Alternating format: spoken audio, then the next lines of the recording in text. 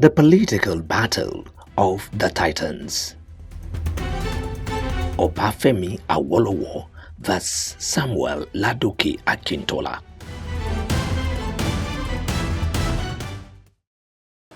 If Nigerian leaders and our British partners are to prove themselves worthy of their trust, now is the time.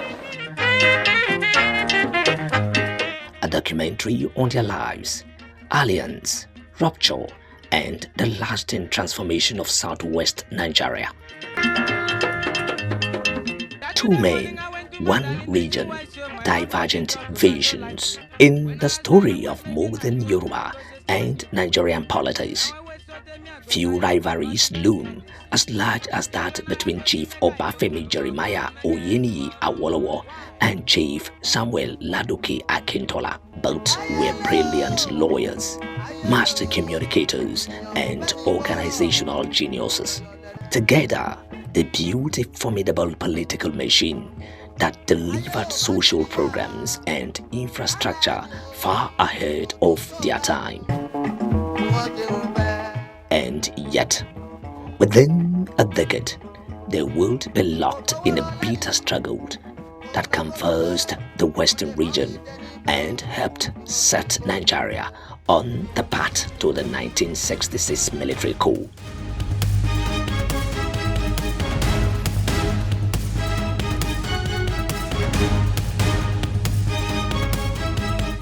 Obafemi Awolowo, early life, education, and formation. Obafemi Awolowo was born on 6th March 1909 in Ikenne, in today's Ogun State. Multiple sources attest that Awolowo attended mission schools in Ikenne and Abeokuta. Then the renowned Baptist Boys High School, Abeokuta, before proceeding to Wesley College, Ibadan, for teaching training. Exact primary schools are variously given as St. Saviour's Ikenne and Imu Wesleyan School, Abeokuta. The consensus on BBHS and Wesley College is strong. After working as a teacher, clerk, and journalist to fund further study, Awolowo read Commons and Law in London as an external student of the University of London and was called to the bar in a temple in 1946 before returning to Nigeria to practice. In London in 1945, he founded Egbe Omo Oduduwa, a cultural political society that crystallized Yoruba nationalist organization. Back home, he transformed that network into Action Group AG in 1951, becoming its leader, and from 1954, the first premier of the Western region. In Africa, some were more educated than Awolowo, and in terms of, but in terms of clarity, in terms of having vivid, particularistic vision, it is very difficult to find any politician of his generation that had as much as Awolowo. My colleagues and I pledge ourselves. The first main task of conference is to resolve those problems which defied solutions in 1957 and to evolve for Nigeria a constitution of which both the British and the Nigerian peoples can be proud. The second is to get Her Majesty's government to agree to April 2nd, 1960 as the target date for Nigeria's independence. Independence for Nigeria in 1960 is imperative, but independence for Nigeria as a corporate entity is not enough. The peoples of Nigeria must at the same time be guaranteed their freedom. But how to say about him in the event of his demise? And it is good to pick the issue up from there when they described Awolowo as the issue in Nigerian politics. So Akintola was entangled in the issue, but Awolowo was the central issue. It wasn't really about Akintola. Akintola just had a role to play, and it was a tool. At the same time, some expected him to be used to take away some of the substance that made Awolowo whom he was. Rather. Samuel Ladoke Akintola, early life, education, and formation. Samuel Ladoke Akintola was born 10th July 1910 in Ogbomoso, present-day Oyo State. Elementary and secondary schooling. Account of his early schooling consistently placed him in Baptist mission schools in Ogbomoso and Ibadan, followed by teacher training, advanced studies in the Baptist system before journalism and public life drew him to Lagos. Biographical summaries emphasize his Baptist upbringing and early teaching journalism career. Akintola later studied law in London, joining an Ing of Court and being called to the English bar in 1949 before returning to Nigeria to practice as a barrister and build a public career. A compelling orator and columnist, Akintola was active in Lagos political circles, worked with the Nigerian youth movement, and became a prominent organizer and newspaper hand. He joined Awolowo in the action group at its formation and quickly rose to become deputy leader and later premier of the Western region after independence, building the West together. Awolowo once described Akintola as a master of ambiguity, because here was someone that could argue from both sides of an issue and it would still be justified. So for him to have deputized for Awolowo, for him to have been chosen to deputize for Awolowo, Awolowo's managerial rigor and programmatic vision combined with Akintola's charisma to give the Western region a disciplined party and the country's most coherent policy platform in the 1950s. One big belly man no let me go come, everything I do go come. The AG governed from 1954 with Awolowo as premier and Akintola serving. They were both Yoruba nationalists. They were products of Egbe Omo Oduduwa. And when Egbe Omo Oduduwa eventually became transformed into a political wing, it started at the movement Action Group. And Action Group was founded in my hometown, Owo. So one thing about Egbe Omo Oduduwa, those that became leaders, was that they were extensively, especially those that became administrators, they were extensively educated. They were highly cerebral. And they were capable of leading and motivating. Signature policies and social programs. Universal free primary education 1955, the first in Nigeria, massively expanding literacy and primary school enrollment across the West. Free health care for children and community development drives that mobilized local councils and cooperatives. Infrastructure and economic modernization. Western Nigerian Television WNTV launched 31st October 1959.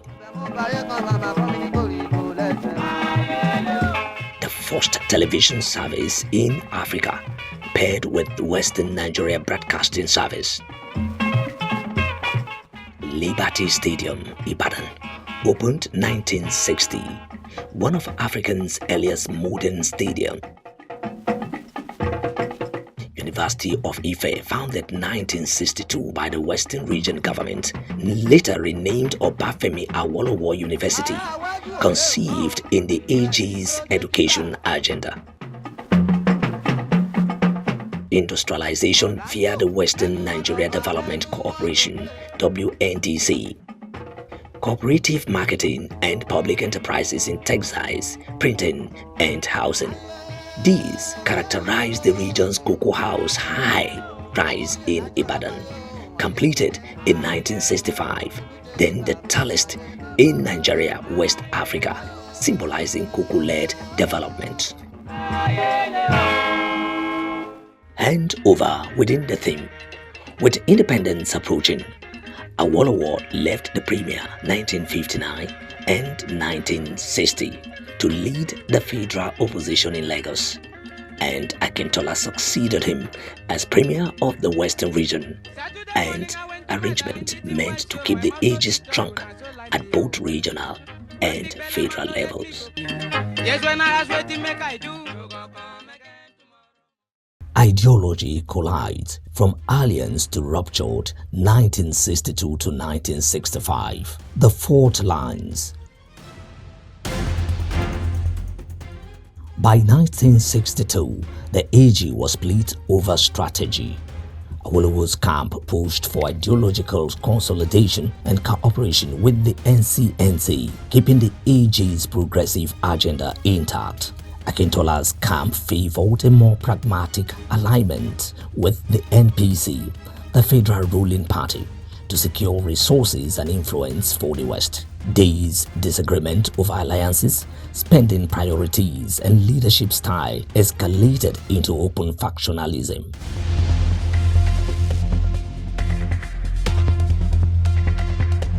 Then, why the two figures became significant in the context of the Action Group crisis of the early 1960s. And it is not impossible to attribute some of the subsequent crises, the quagmire that almost consumed Nigeria, what really led to the first military coup and eventually the Civil War, to the outbreak of hostility between these two prominent Yoruba politicians in the First Republic. The Western House fracas and emergency rule. A notorious fracas in the Western House of Assembly in mid-1962 made governance impossible. The federal government declared a state of emergency and installed Dr. Moses Majakodumi as administrator, underscoring how intra-AG rivalry had become a constitutional crisis. Trials and realignments. Awolowo and several associates were later tried and convicted for treasonable felony in 1963. A judgment his supporters condemned as political, while Awolowo served prison time.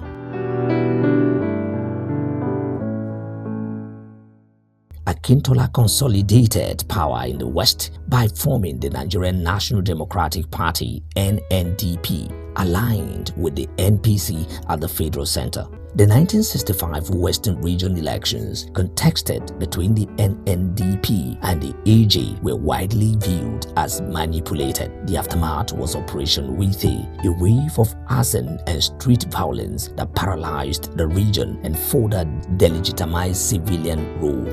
Coup and tragedy.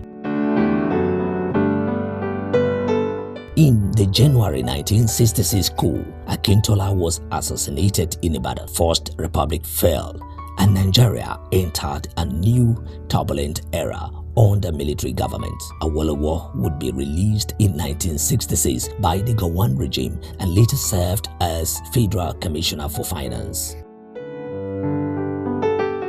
Awolowo's free primary education created a generational surge in literacy, teacher recruitment, and school construction, seeding the Southwest's reputation for human capital.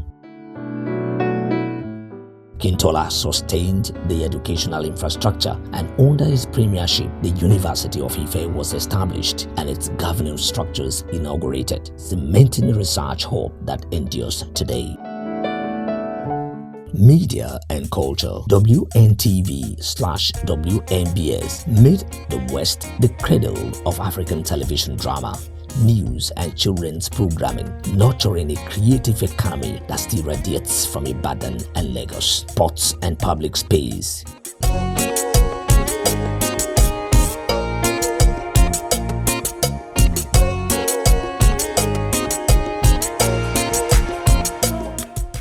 Liberty Stadium gave the region a modern civic arena, hosting national and international events and reinforcing a culture of organized sport, urban skylines and industry. Cocoa House 1965 embodied the agricultural surplus strategy, transforming cocoa wealth into urban assets, industrial estate, and cooperative finance. Governance and fiscal ideas. Awolowo's writings and budgetary discipline, later as Federal Commissioner for Finance 1967 to 1971, shaped fiscal federalism debate, while Akintola's realpolitik highlighted the perennial tension between principle and access to federal leverage in Nigerian center-periphery dynamics. Their political craft, complementary strengths. Awolowo, strategist, policy architect, party organizer, emphasized social welfare, education, and institutional modernization. Akintola, consummate orator, coalition builder, and federal negotiator, adept at communication and mobilization with deep roots in the press and public persuasion. 1962 emergency, formed an NDP and allied with MPC, assassinated during the 15th January 1966 coup. Closing, the West they left behind. The Awolowo Akintola story is not only a tale of rivalry. It is the origin of story of Southwest Nigeria's distinctive development achievement, universal education, public broadcasting, modern stadia, and a great university and an industrial and urban vision. These were the fruits of a partnership that briefly aligned purpose, talent, and public will. Their conflict, however, shows how fragile such alignments can be in a federation wrestling with ethnicity, ideology, and center-periphery bargaining. Understanding their lives is to understand the foundations and the fault lines of politics in the Southwest today.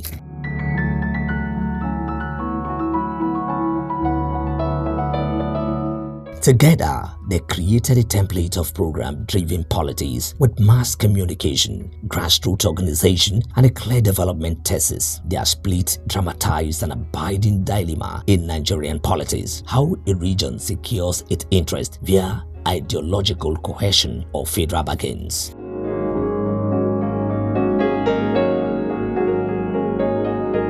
Part V2. Why they fell out beyond personalities. Number 1. Alliance strategy. NCNC, learning progressives vs MPC, learning pragmatics. Number 2. Resource control and spending. Dispute over fiscal priorities and party control. Number 3. Leadership style. Awolowo's centralized discipline vs Akintola's conciliatory, sometimes improvisational approach. The combination produced paralysis, then the 1962-65 breakdown. After the storm, memory and assessment. Awolowo is remembered nationally as a founder of modern Nigerian progressivism, a champion of education, and an architect of institutional politics. His ideas still influence Southwest parties. Akintola is remembered as a brilliant communicator and negotiator, the last civilian premier of the West, whose tenure saw the University of Ife and other projects mature, but whose federal alliances became conventional in polarized era. The irony is striking. The Obafemi Awolowo University stands in the city, Ile-Ife, whose site selection and early momentum unfolded under Akintola's premiership. A reminder that development is often communal even when politics turns adversarial.